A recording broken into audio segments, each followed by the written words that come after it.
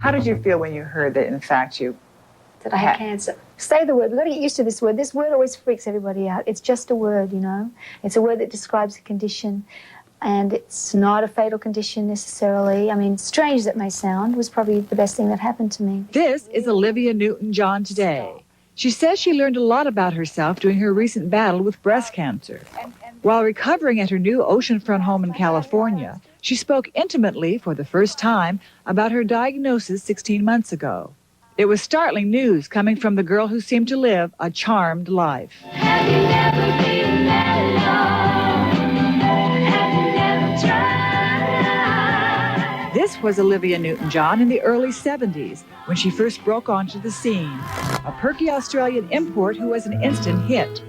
She would go on to sell 60 million records worldwide and pick up 4 Grammy Awards. And she made it all look so easy.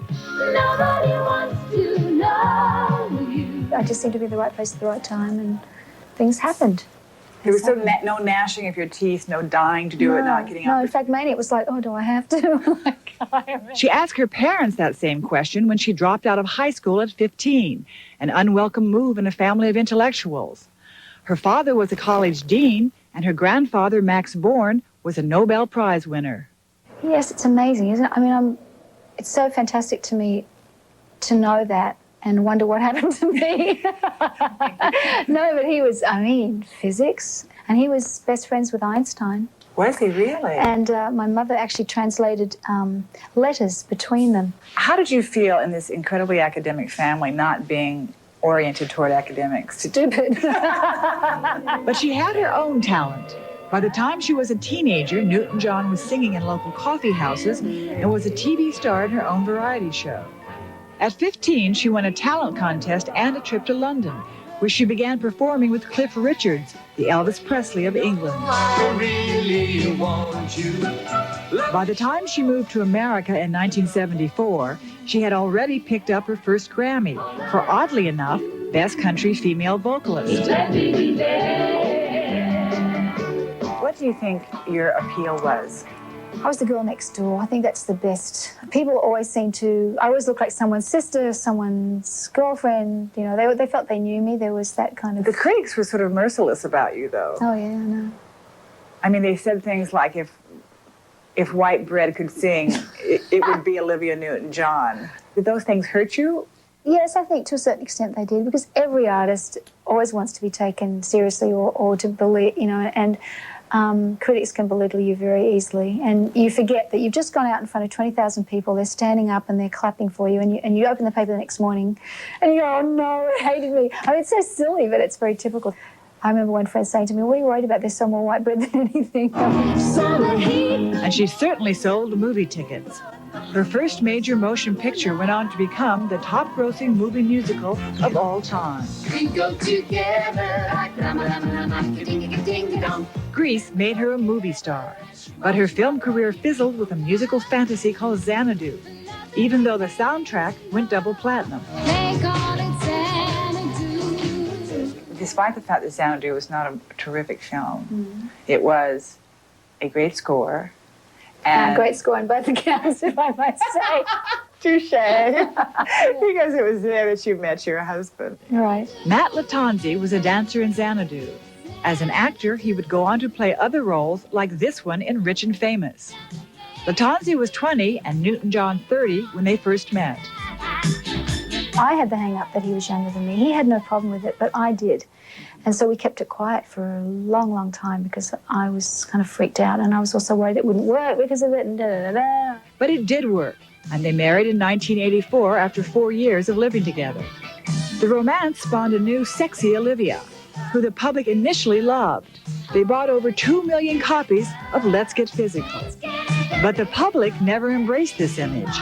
Her next album of new material sold under 200,000 copies.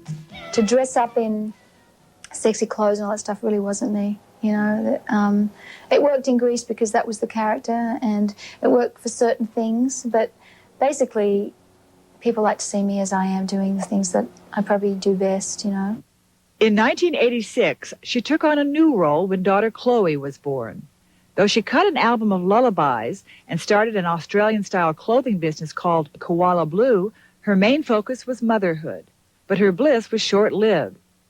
In a 4-year period, beginning in 1988, her clothing business went bankrupt, she suffered several miscarriages, and then tragedy struck Colette Chuda, the daughter of her best friend Nancy.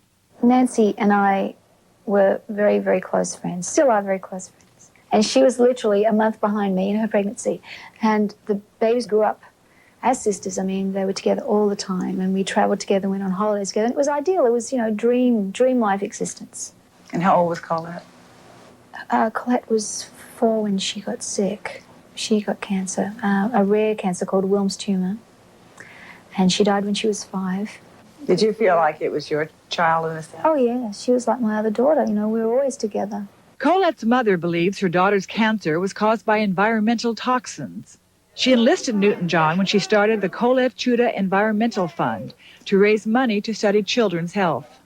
Just last Saturday, Newton-John sponsored a star-studded fundraiser at her home. Today is a very special day. We have people from all over the country, and I hope that we can protect our children.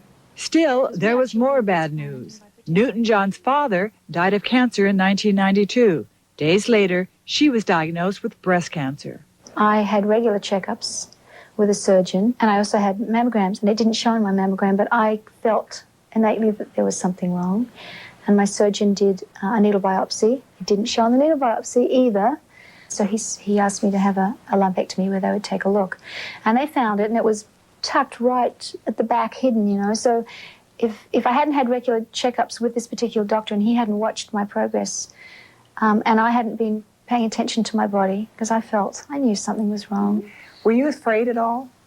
Oh, no, not for a second. No, of course I was. Especially the scariest night really was the first night. I had to go in to have these special tests where they put radioactive stuff in your body and you sit under a big machine. And I don't like anything in my body, like, you know, especially radioactive material. Please, I'm going to glow, you know, I don't know what was going to happen. That really was the worst moment for me. And then I made a decision. I'm going to be all right. I'm going to let everyone know that I'm going to be all right, and they have to decide I'm going to be all right. And I really think there's so much power in thought and so much power in your mind. And When did you know you had to have chemotherapy? I was still in hospital, and my doctor told me that I would have to have it. But that was actually my second scary moment, because I was very afraid of chemotherapy because I'd watched Colette go through it and how ill it made her, and I had all these, you know, horrible visions of what it was like. But it's very important to support chemotherapy with all the things I did. I had acupuncture, I had massage, I did yoga. You had a tumor in one breast, right? What choices did they give you? Well, they recommended a mastectomy. They did. Yeah, called a modified radical. So they take a lot, but they don't take everything. So I was able to have an implant right away, which I was very fortunate. And I'd recommend that to women, that if they have that chance, they should do it, because it makes it a lot easier to cope with. Do they do it right after the surgery? Right during surgery. So they do it all at one time. Oh, so you come out. You come out and you have one. So you've lost one, but you gain a new one. It's like a new friend. You go. What do you think caused the cancer? These are all instinctual things that doctors would probably fight me on. I'd had a number of pregnancies that had, you know, I had lost the babies. I was on the pill. I was under incredible stress. How did you tell Chloe that you had? I didn't tell her.